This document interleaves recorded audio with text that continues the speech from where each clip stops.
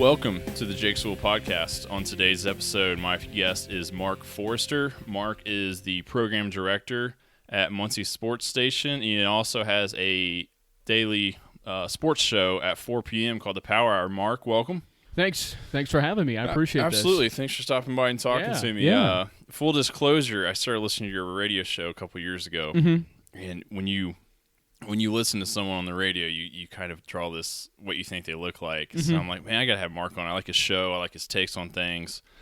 And then I got on Facebook and see who you were, and you're 28. Yeah. I got a little baby face going on, huh? Yeah, you're a little baby face. But you got this voice of like this experienced radio guy. It's awesome. Yeah, no, I get that a lot. My one of my favorite jokes, I guess, is and it's not really a joke. Is I do get double carded when I go to get a drink sometimes. I can see that. Oh, seriously. Yeah. I walk in and my fiance and I actually went to a concert recently and stayed at a hotel and went to the hotel bar and they wouldn't serve me.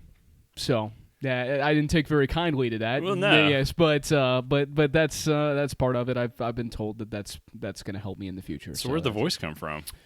No idea.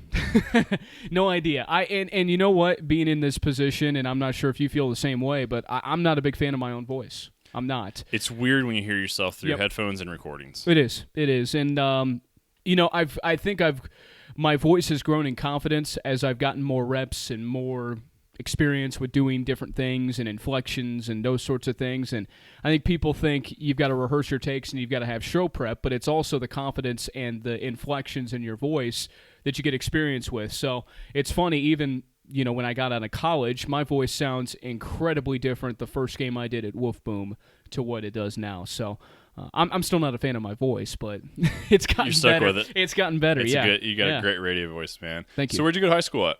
Went to Carmel High School. Grew up in Carmel for most of my life. I was actually born in San Diego area. Moved out to Tennessee for just a few years, 3 years. Don't have very many thoughts or memories at all. And we moved to Carmel, and that's pretty much my childhood. It was Carmel, Indiana. Yeah. What'd you do in high school? Any sports or? So I ran cross country. I still run to this day, and it's actually helped. The life balance. It's now become a workout regimen rather than a competition aspect. So I did that, and believe it or not, I was in show choir too. Really? Yeah. Carmel has a very proud tradition of show choir, and I sang at church and got kind of used to that. So really, people ask me, did I do any of this radio stuff in high school? And I didn't have time because I was so committed to the cross country, track and field, and that sort of stuff. But I always had the passion for sports in the background. It's funny. I was like the only kid that really was diehard passionate about sports and show choir. I would wear, as you can see, I'm wearing a Red Sox hat. That's probably my favorite team, has been for quite some time. I'd wear, David Ortiz jersey, Dustin Pedroia jersey, and I'd wear those around and everything. And, those people didn't really understand that. Right. And so, but sports was always a passion of mine in the background.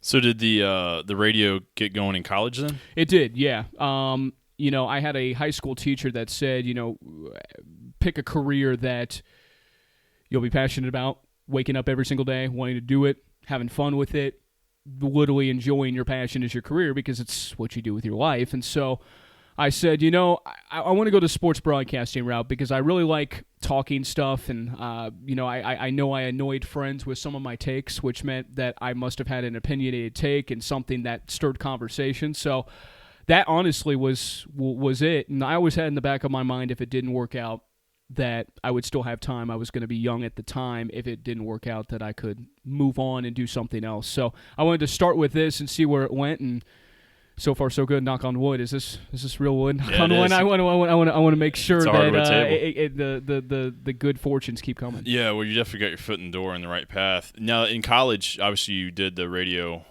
for the university. Which school did you go to?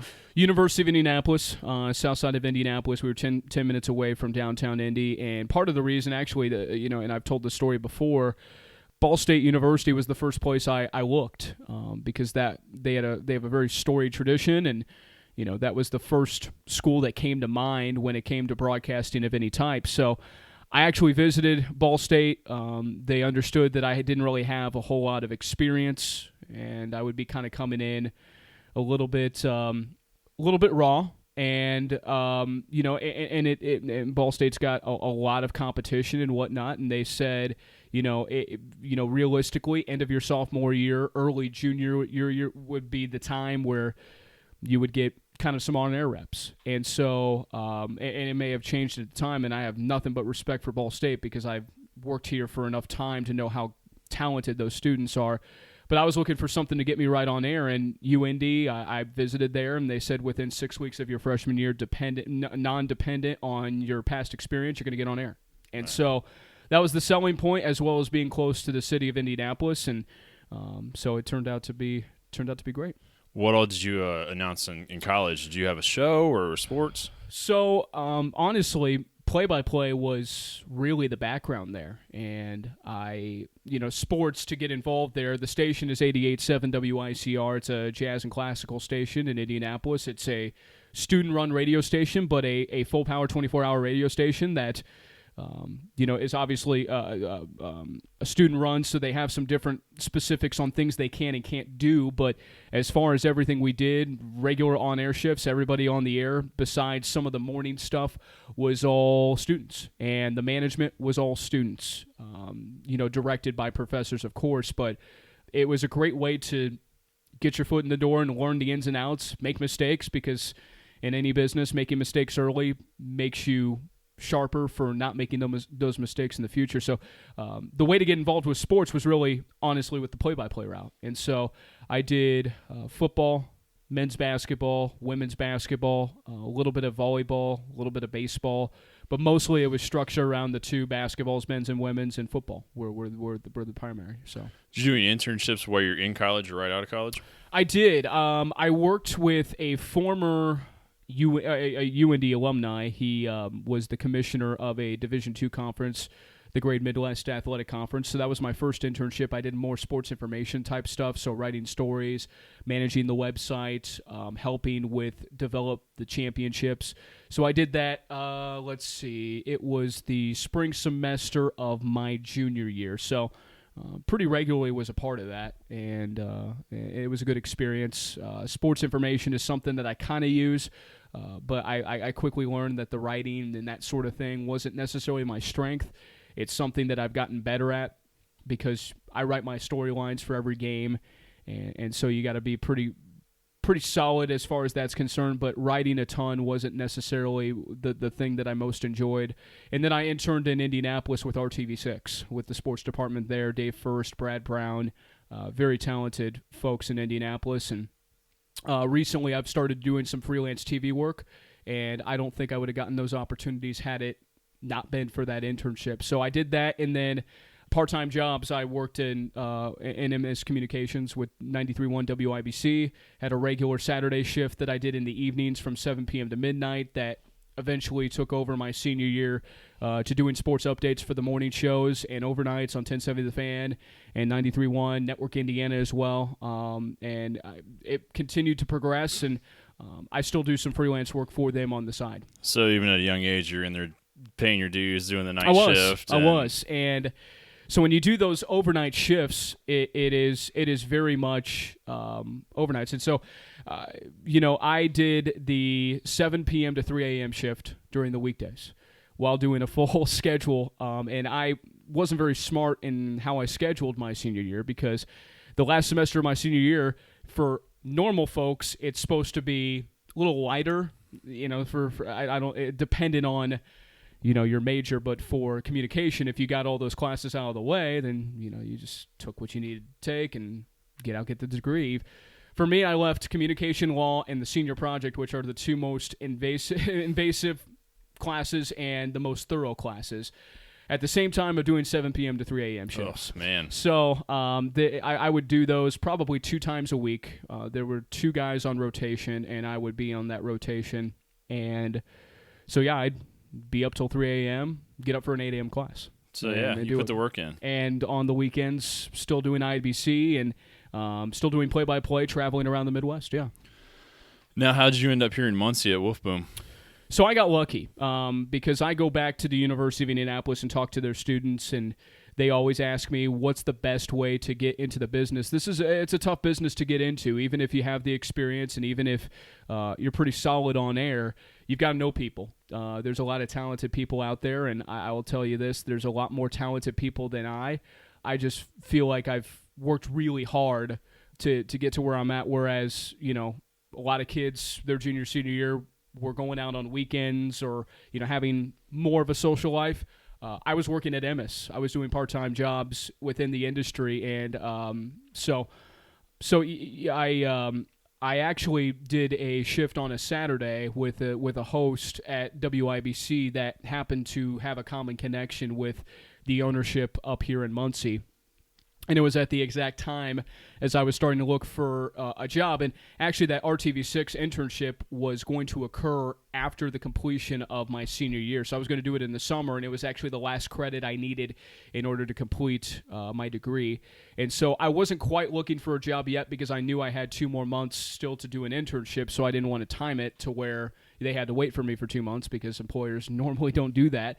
They're looking for somebody immediately. So, but it worked out to where I met the ownership group up here, and Jay Chapman of Wolf Boom Radio, he and I met in Indianapolis once, and I came up here and shadowed. I had several other interviews, and they made really sure I was a good fit, and that's kind of how it all turned about. And so my first month here, or 2 months, I was working 7 days a week. I was doing my internship and then coming up here 2-3 days a week. So I was finishing out the credits, and then once that was done, I was up here full time. What did you do when you first started here in Muncie? So, and this part of my job is still here. I do sales as well. So I work with local businesses to help achieve their advertising, and so I actually started just solely with Muncie Sports Station and trying to build up, the high school sports and sponsorships and ways to just partner with local businesses with what we do, and so that's now evolved into other roles, but that was kind of the immediate. And then calling high school sports, I was sports director for the first 2, 3, 4 years that I was here. So how long were you there for you? Because obviously in the beginning I talked about having your own daily talk show. How'd that come about? So play-by-play was probably the most background I had as far as on air.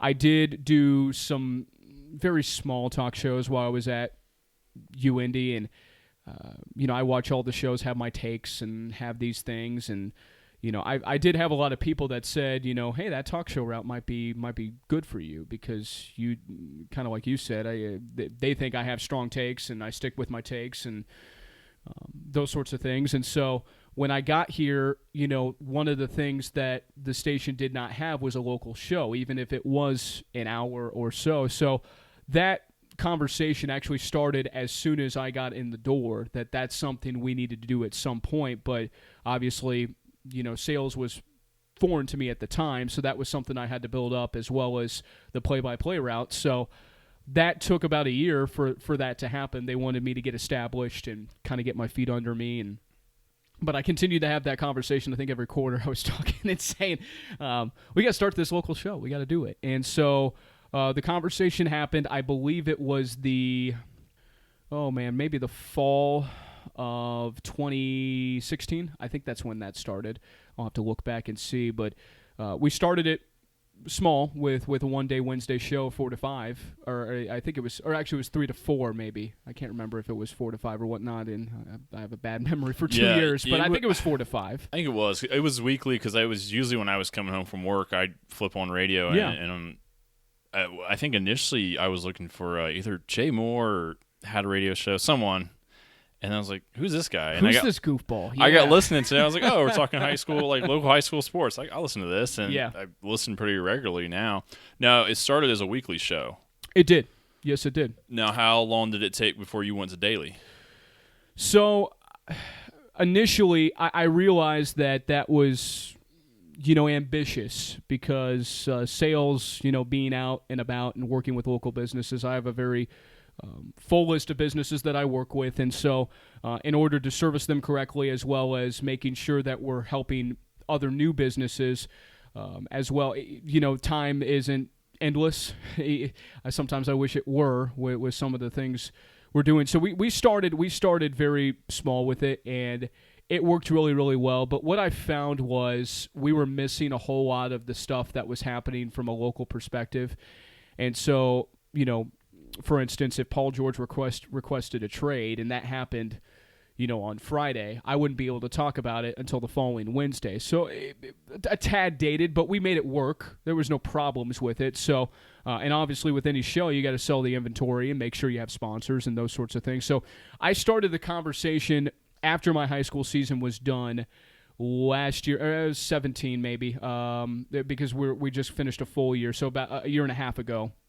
And I said, what do you guys think? Because I talked to my sales director, and I talked to the programming staff and whatnot, and I said, what do you think? I mean, am I biting off a little bit more than I can chew? And so first we started from a sponsorship standpoint to make sure it had the proper sponsorship, and that was accomplished, and then the route and the time, and it all happened rather quickly. I had that goal to do it, and I had the goal to structure my time to make sure I was benefiting every part of my job. And it actually came together a lot quicker than I ever thought it would. And, some of the people that I've grown to have relationships here with in Muncie were excited for me and partnered with me on the show. And so it was easier than I thought. But the on-air part took some time, no doubt about it. Yeah, I don't think a lot of people realize. I do this podcast once a week, but I have a guest. I'm having a conversation. I don't say it's easy, but you're bouncing ideas. To sit and talk for an hour by yourself in a monologue situation, I would find very difficult. It is, and especially at the time we sit right now. I started this show back in April of last year, daily. And let's just be honest, there's not a whole lot of Colts conversation going on, and the Pacers may or may not still be in the playoffs. Once those two guys bounce out, it is, we're Reds affiliate, so we talk a lot of Reds. And I know this area in Indiana and the Midwest in particular is a melting pot as far as baseball teams. So I could talk Reds, and I think it's a very committed fan base here in Muncie for that, just because it's been on the air with our group for a while, but there's like I talked about, there's still Cubs, there's still White Sox, there's still all those things. And so, we find that we get into a lot of off-season stuff for Pacers, off-season stuff for Colts, but it was a tough way to start a daily show because you're exactly right. And I can't have any of really those regular guests. I can later in the summer, but, a Colts writer in May, I mean, what are we talking? We're talking about the same things. Yep, other than the draft. Yeah, and then Pacers, same way. Once free agency and once the draft hits, it's helpful. But it was a difficult way to start. But I quote unquote got through. But I think we've made it compelling. Like I said, I've learned along the way. It was not as easy as I thought it was going to be. And sometimes I stack the show to have a guest, and I try my very hardest at the very most to have two guests because I like to have the opinion as a part of the show. And so, one of the things we can definitely get better at is obviously having more local content and those sorts of things. So we've had Ball State coaches on, and we have one at a time. But the thing is, and I like opinion. I like sticking to an opinion. I like getting people to talk, and I like getting people to share their thoughts. Whether my opinion sits there and they agree with it 100%. That's fine to hear, but I always say on my show, and you listen to it enough, that I say if you disagree, call in, and I'm very open about that. I like open debate. I'm not going to hang up on you unless I've hung up on one person in my entire show history, and it was warranted. It was absolutely warranted. So I like that back and forth, and that's what sports talk at its core is. And I never come into a show and say, you know what, I'm going to go with this take because I know it's unpopular and I'm going to get a reaction. Everything I do is very authentic on the show, and my takes are my takes, whether they're stupid or whether they're accurate or not. That's kind of what I'm after. What shows do you listen to? Maybe not influence you, but you like the style of. Like, I'm a big Dan Patrick fan. I like his show because he has his guys, and there's 5 guys having a conversation like you'd be at a bar talking about sports. But then you got your solo guys like Jim Rome and Callan Cowherd and all them. Where do you look on that? I'm gonna give kind of a shout out to a couple of people. Derek Schultz from Query and Schultz with Indianapolis Fox Sports Radio was very, very helpful to me in college. I shadowed him once and then met him another time, and he and I have run into each other several times. I covered a lot of Pacers and Colts events, so we touched base a little bit. And when I got there's nobody that's been more excited for me. And again, he may not hear this podcast, and we're not terribly close, but I respect his work and I respect what they do, because a lot of what they do is similar to what I do. Now, by listening to their show, that's not why I created the show the way I did. I don't listen to any show and try to be their show. You got to be who you are, and you got to be what you're comfortable with, and not try to be something that you're not. The other guy that really helped me was Jersey Johnny in Indianapolis. For a long time was the post-game host for the Colts, kind of the unofficial post-game show. He's been very forthcoming about having me shadow and those sorts of things. I listen to the Indianapolis shows because I like to hear what's going on. I've tried lately to make sure I'm listening and not absorbing that their opinions become mine, because I want to be authentic and I don't want to absorb theirs. Sometimes we overlap, and everybody does, because there's only so much you can say about a particular topic. But I listen to the Indianapolis shows, but I have listened to Dan Patrick lately. I think he's fantastic. I think he does a great job of bringing an opinion, not going over the top. The best interviewer there is. I think he's incredible at short questions. So I like him. He's edgy, but I like Clay Travis too. I enjoy Clay Travis in the morning. I think he does a nice job, and he's kind of that. Sometimes you love him, sometimes you don't like him, and I think that if you don't take it to a crazy extent, there's a really good place for that type of show nowadays in sports talk radio. Yeah, I mean, he's very opinionated, but it's not too far out there, and it's okay to disagree. I mean, he says stuff that I don't like, and it's his show, but I've got it all. I've gotten it all on Twitter. I've gotten some on Facebook, and I don't mind that, and I almost kind of welcome some of that interaction and whatnot, because it shows that people are listening and people are really absorbing, and they really care enough to really disagree with you and whatnot. So there's a little bit of both, and been getting a lot more of that. And like I said, I mean, the show is all based on interaction, to have an outlet in Muncie for a local sports talk show, 1 hour a day. I think it's gone well so far. Where do you see the show in the future? You add in an hour, or? So we're happy where it is right now, and I think it's enough right now. And again, it's the time factor as well as kind of just establishing this, and then seeing what happens in the future. There's no plans necessarily. One of the things we have done lately with some businesses is we've done the show on the road, and I want to do more of that. You were at Mulligan's over the during the Masters, right? Yeah, and we did a little bit of that, and so I want to do more of that. Not to necessarily get a crowd and get a following, because this day and age in radio, I'm not sure if that's the greatest outlet, and people are at work and whatever the case may be. But I just want people to know what we're doing. And so more so than anything else is getting us out there so people can interact with us, and then people can say, what's that show and everything. And again, it's so new that there's still a lot of people that don't know. A large majority of people just don't know what we're doing. And so the more we can, even if they're not a daily listener, get them drawn in and get them interested in what we have to say. So. Now, you mentioned in college you did a lot of play-by-play, and you've continued to do that, right? Absolutely, yeah. What kind of sports are you covering here in Muncie? So we do football and basketball, boys basketball and football, and so. Yeah, I completed my 5th year of doing that, and it's great. I love it.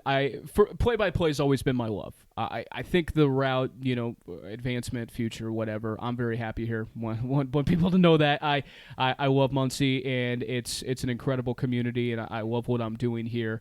But I like play-by-play, and that's what I see myself doing most in my future career. So.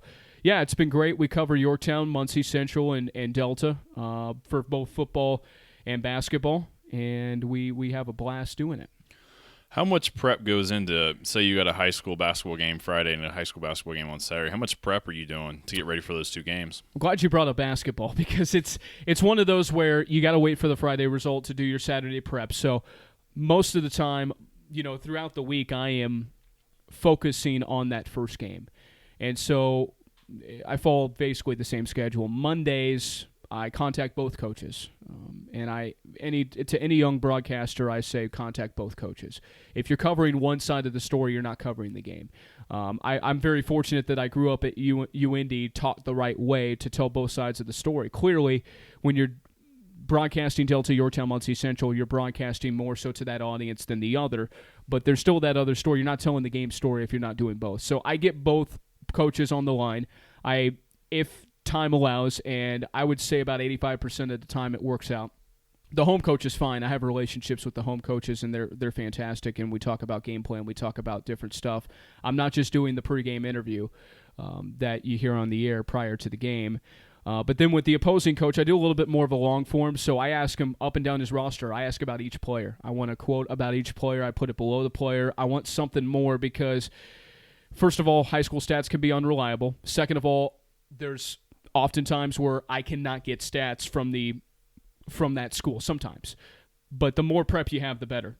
And so those take each probably 40-ish minutes for the interview. And then my prep on my boards are take 4.5 hours each. So I have a lot of stuff from schedule. I have the full schedule on a one sheet. Everything's very compact. I have a box to the left that has information for each player, what their trends are. I have their season averages. I have their game highs from the year. I have their career highs to the left. I have all that packed into one document to where there's very little white space. And it's a system that works for me, and every broadcaster has something different. But each board takes approximately 4.5 hours, and I would say I probably do more prep, 65% on the opposing team than I do for the home team, just because I'm filling in most of the information for the home team that I already know. I'm just filling in the updates of what they did last game and that sort of thing. So overall for a game, it takes me about 5.5, 6 hours to complete charts. And all of that's mostly done outside of work. So that the prep work is, part of the deal, but I do that outside of work because I don't have that time.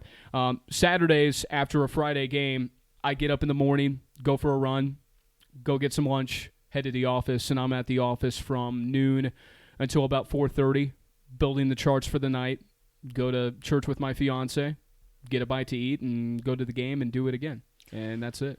Do you prep for football in a similar manner? My boards for football are bigger and larger and take a little bit more time just because there's more players. And so I would say for a football game, it probably ranges from 7.5 hours to 8.5 hours right there, just because the interviews are longer and the boards take a little bit more time. And so anything I can add to make it. And again, the prep work isn't done to fill the broadcast. It's done most of the time. If it's a good game, I use 10% of my prep. And so people think it's... I talk to people, well, why do you do all that prep if you know it's going to be a good game? Well, you don't know if it's going to be a good game. And oftentimes in football, we don't have very many close games. I think I can count them on two hands how many close games I've had in 5 years for football. Seriously. It's either one team's very lopsided or whatever. It gets lopsided in the fourth quarter, whatever the case may be. So the more prep I have, the more I can fill at the end of the game. And so, and I like prep. It's how I grew up. The right people taught me the right way, and I'm never going to change. Some people think it's a little overboard, but I love it. It's fun. No, it's definitely necessary because people don't realize how much time and effort go into preparing to announce a game because you can't have dead air. You right. Can't say, I think that's player whatever, or you just can't be calling out numbers. So that prep's huge. Sure, it is, and it's fun. It's kind of fun to get trends, and I don't just go with the generic stuff. I have that at my disposal, but if Jones has scored 20 points per game over the last 4 games, I'm going to make sure I have that, and I guarantee you that there's very few people that have that I have. Over the last 6 games, Jones has shot 61% from the field. I'm gonna make sure I have that. He's hit 51 free throws in a row. I'm gonna make sure some of those trends that honestly in college was given to me because sports information directors made game notes that made it easy. That stuff was fed to me. Now the reason it takes a little bit longer is because I'm figuring out those trends myself, and so I'm pretty passionate about it. Actually, when we were talking about stuff to talk about on the podcast, I wanted to talk about this because I'm passionate about the prep side of things because it makes our broadcast, I hope, stand out and sound that much better. Yeah, as a listener, it's appreciated because you're not sitting there, you're painting a picture and you know people's names and how the game's flowing, and we're not sitting here as listeners thinking, I wonder what's going on or who has the ball or anything like that. So, yeah, it's appreciated for, I'm telling you, 100% of listeners. Fantastic. What's some of the better basketball games you've announced? We've had some great barn burners here the last few years. There was, and I knew you were going to ask me that, and I was going to try to think of, it was 2-3 years ago, and I can't remember if it was the state record or if it was definitely a school record. I know that. Delta, your alma mater, they had a team that was really fun to watch, and it was a game at New Palestine, and they, for 3 quarters, were just getting run. I mean, they were getting beat up. New Palestine really didn't come in with a great record. They had a great shooting day. Delta was down by 12 points heading into the fourth. However, there was one player that was killing it, and it was Tanner Lambert. Tanner Lambert was absolutely fantastic. He didn't miss a 3 that day. And so Coach said something. Coach Van Skyke at the time had said something, and we were right behind the bench, so I could kind of see what was going on. And the fourth quarter kind of took off, and they got tied, and I think there was 3 seconds left. It's one of my favorite calls that we've had. Tanner Lambert hit a game-winning 3, fading to his right. It was fantastic. And so I can't remember. I think it was the state record for the amount of three-pointers made without a miss, and I think he was 9 for 9. I think it's a state record. So that was fun. The game between Delta and Newcastle this year at Delta High School was one of the most fun atmospheres I've ever been a part of. There was not a seat to be found. Yeah, and Delta has a pretty good sized gym. I mean, it's not Fieldhouse or Chrysler, but it's a pretty good sized gym. Kind of the same deal. Newcastle controlled the pace. Luke Bumbelow scored some 26 points in the first half. He was hitting stuff 5 steps away from the 3-point arc. He was utterly ridiculous. Delta had really no answer, and then other guys started to hit some shots. Mason Hardwick made a couple of threes for Newcastle, and then we're sitting there, and it's perfect season on the line. So, we came into the fourth quarter. They've always kind of had that vintage run, and they had the vintage run at the right time with about 2 minutes left, kind of capped off with a Brady Hunt dunk, and they were able to make the plays at the end of the game. But that was really, really a fun atmosphere, and especially when you're at the home gym for an anticipated game such as that, and the student section, the fans, it was just unbelievable. And then the sectional this year, that was, there's multiple reports about how many people were actually there. I say it was 7,000-8,000. I don't care what the number was.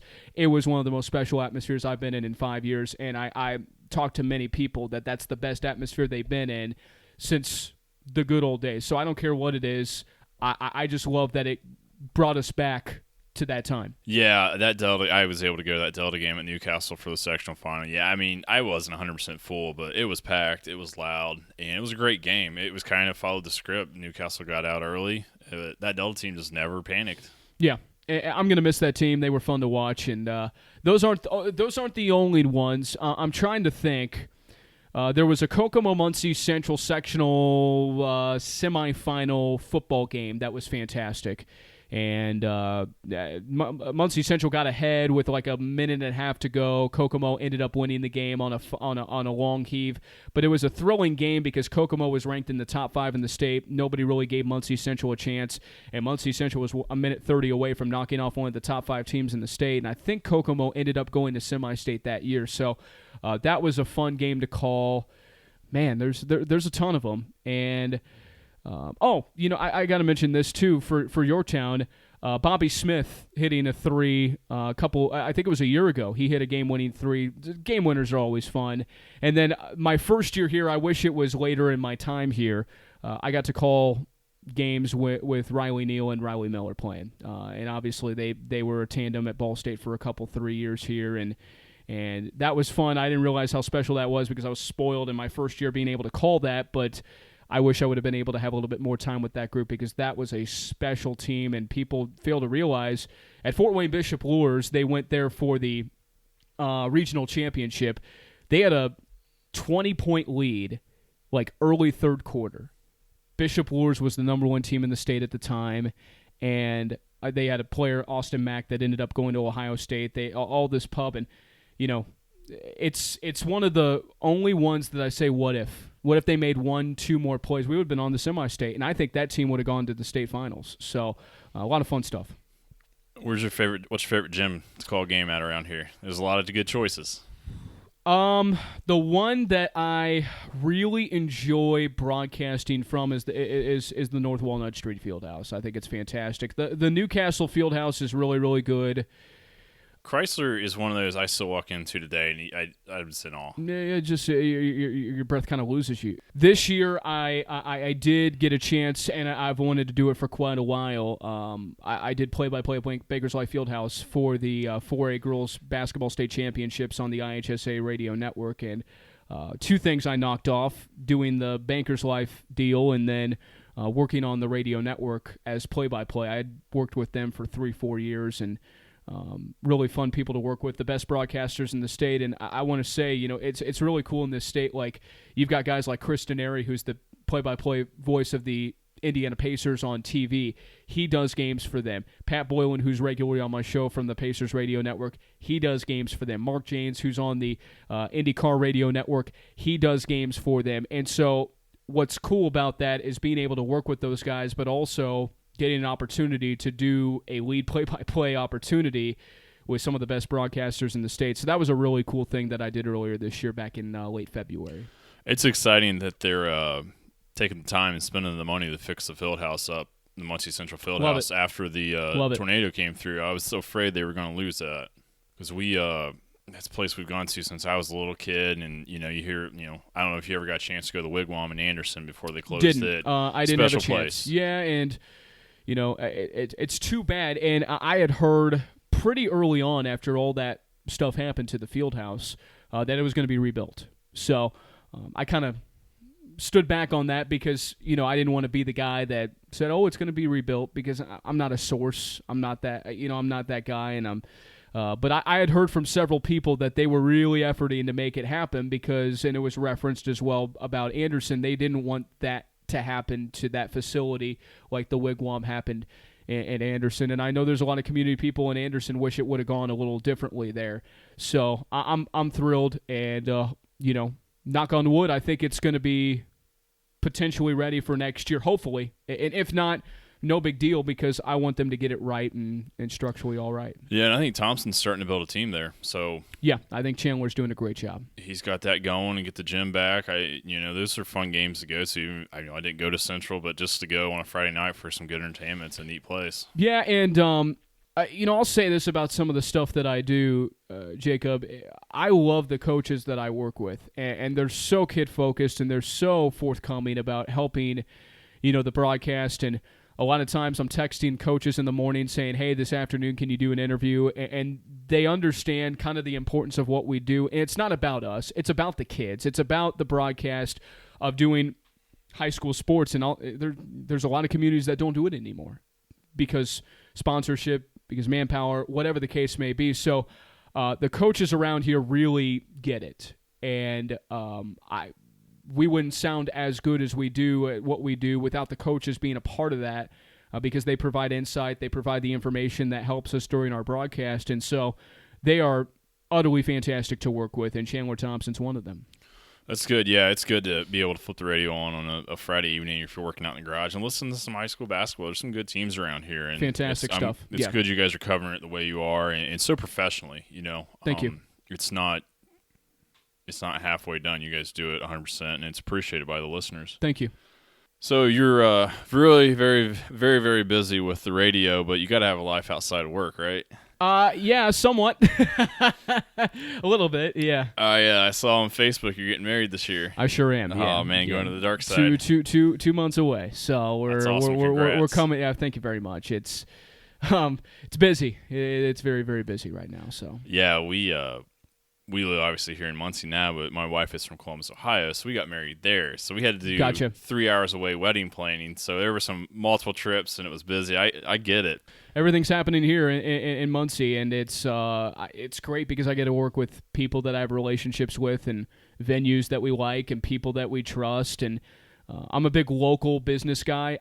Just because of some of the work that I do from a sales standpoint, I'm a big pro local business thing, and I don't know if there's a business. I'm trying to think when it comes to we're not working with anybody that isn't a local business in this area, and I'm a big proponent of that. That's great.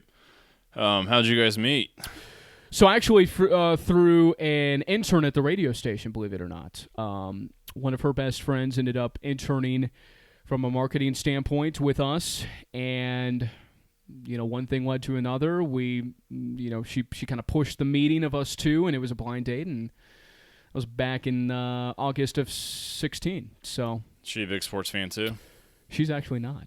It might be a good thing. She was actually, believe it or not, and we've talked about this quite frequently, that she was actually nervous to meet because she felt like I would be all sports all the time and I wouldn't be able to turn it off, and all I'd be talking about was sports. And honestly, I really had good advice from Brad Brown at RTV6 that when I interned there, my life was sports. I watched sports. I listened to sports. I eat and breathe sports. One of the things he said as a critique at the end of my internship was, you've got to find hobbies outside of sports because you're going to get burnt out in this business with doing just the full throttle sports that you do. And I didn't understand it at the time, but it has been one of the best pieces of advice that I've gotten.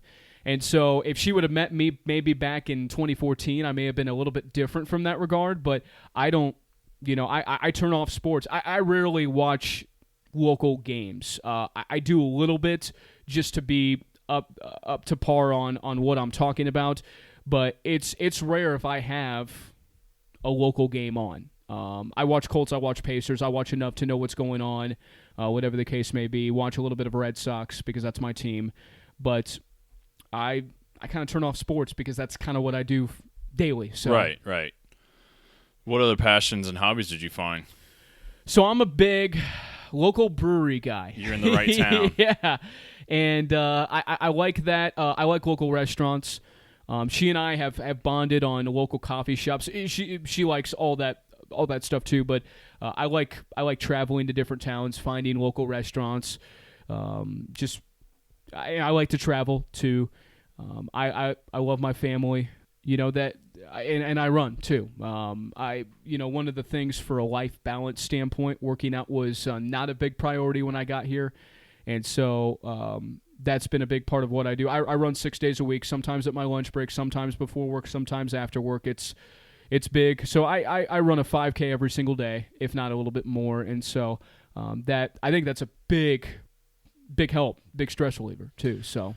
Yeah, you mentioned breweries. 5-10 years ago, this town, you had the Herat and the Peach, but it's really blown up over the last few years, and it's been great to have all the downtown breweries and craft beer bars. I'm a big fan of it, yeah, and everybody's got a little something to offer, and I said one of the things, and I'm no expert, so don't quote me on me being the guy, but I always said that with Muncie's success was determined on reasons to come downtown. And it was about a week and a half ago. It was a Saturday, and I went downtown, wanted to get some coffee. And so I went downtown, looked for a parking spot to get some coffee. Every spot was taken. There were people walking outside. It was busy. It was hustle and bustling, and 5 years ago, that was not the case. Yeah, they've done a real good job getting downtown back to where people want to go there. You can park, you can go grab some coffee, grab some food, go grab a beer. It's really good, and they're starting to get more and more events. I'm actually supposed to have Cheryl Crowder, who's the downtown event coordinator here in a couple of weeks, to talk about everything that's come up this summer, concerts and, sure. and movies and stuff like that. So yeah, well, I love what they're doing with that, and some of the stuff that they've got downtown is fantastic. And you're right. I mean, there's always something going on, and to those that say there's not anything going on in Muncie, they're not looking hard enough. And so I think downtown is the great bring together, because there's the stigma of the north side versus the south side, but downtown's the meeting point. And I've seen that really be a really good thing. Yeah, it's nice to hear that from someone who's not from here, because, yeah, Muncie has a stigma of, the drugs and all that, but there aren't a lot of young people your age moving to Muncie to work and then staying here and liking it. I was at an event today at Ball State, and we got talking to a lot of the students, and they're like, well, yeah, once I graduate, I'm getting out of here. So, to see young people coming to the town, it's refreshing. Well, and part of the reason I like it up here, and being able to work with the schools, I get to really see the schools and see what people are doing and the great people that are here. And by working with local businesses, and I say this all the time, and I'm glad I get to say it on a podcast. I've said it on my show a couple of times. Let's just say the Indianapolis perspective of Muncie is very, very different than what it actually is. When I was hired here, the thought with that first job is, a couple years and establish yourself and then see what the next opportunities were. Not necessarily just flat out leave after 2 years, but part of it was because of what I heard in the Indianapolis area about Muncie. The things that we heard were the things that everybody characterizes with Muncie, the stuff that isn't to the core of Muncie. And I think part of the reason that I'm here doing the sales side of things, working with local businesses, it's great because I get to see the real leaders in this town. I work very closely with the YMCA. I'm on the board of the YMCA. There's no better people in an organization than those folks. I mean, they're just top notch.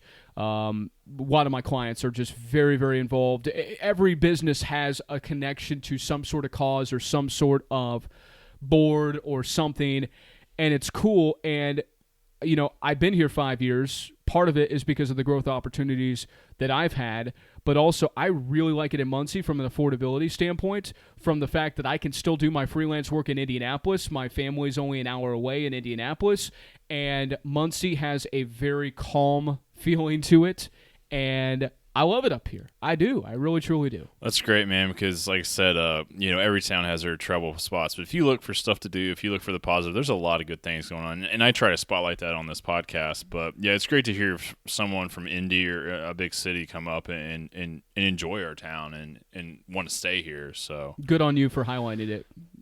Mark, your passion is awesome. I love the fact, you're calling a high school game on a Friday and you're approaching it like it's Game 7 of the NBA Finals. I really admire people that dig into a passion. Yeah. And well, not only a passion, but actually make a career out of it, because so many people are so unhappy with what they do for a living. You found something that you love to do, and you do it 110%. It's refreshing to see. It really is. It's like I said, this is no doubt about fun. And, I'm glad that we've been able, and I say we, and I hope I've said we enough, because it's not just me that's making this happen with what we're doing in the community. And our group of stations at Wolf Boom Radio, each one of them has a very impactful purpose for Muncie and Delaware County and Madison County. They such community-focused folks within the organization. Doesn't matter what aspect of our organization it is. And I'm not just trying to be the cheerleader of being in an organization that it is, because I think everybody, to a certain extent, if they work at a great place, they try to tell people about it. But I got to tell you, at my wedding coming up in a couple of months, it's littered with folks that are in my organization, not because I feel like I have to have them there, but because they're truly family.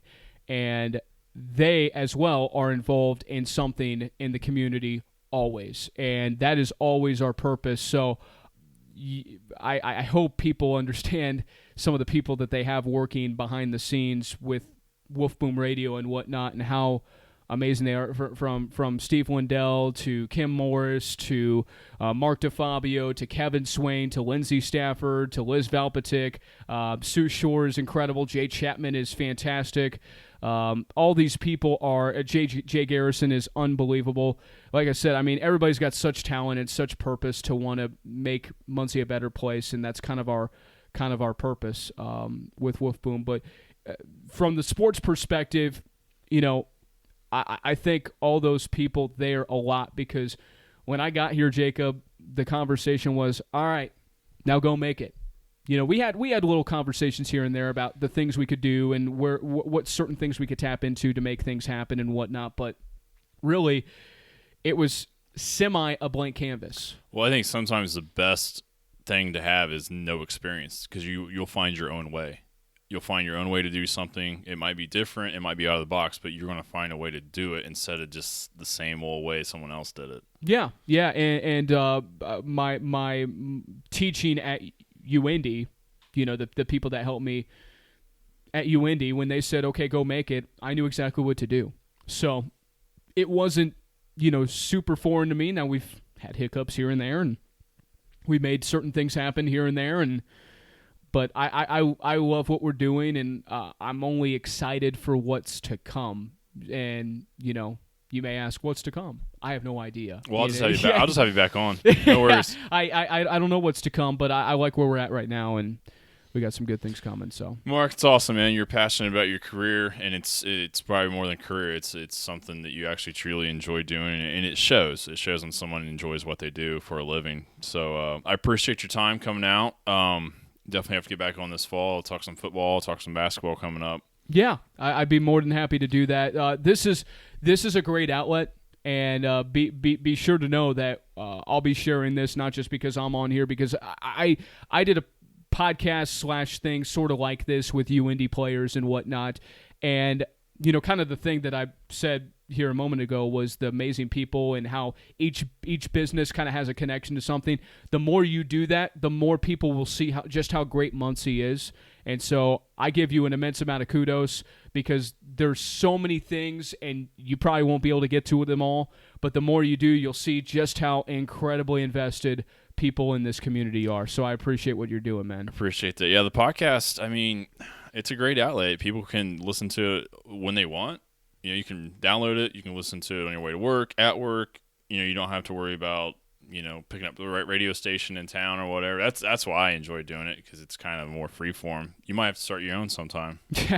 Yeah. You're not busy enough. Yeah, in my spare time. Maybe I'll start one with my fiance. I'm sure she'd love that. Hey, I've had my wife on a couple times. Yeah, we just get talking. That sounds good. Mark, I appreciate it once again.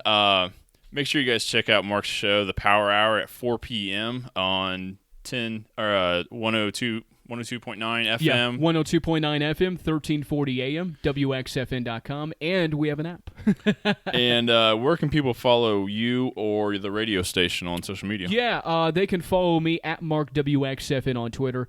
And I also have a Facebook page that there's a Facebook Live that originates from there every single show. Mark Foerster, Muncie Sports Station. My last name is spelled Foerster. And then at MSSWXFN on Twitter, and we're also on Facebook as well. And then all of our stations, WLBC, you can follow us on Facebook, Twitter there. WRK 104.9 WRK, 93.5 Max Classic Rock, 96.7 Blake FM, and then 1240 WHBU in Anderson Talk Station as well. All of those are available there. Good stuff, man. I appreciate it. As always, you can follow me on Facebook, The Jakesville Podcast, Instagram, The Jakesville Podcast, or email me, thejakesvillepodcast@gmail.com. Thanks.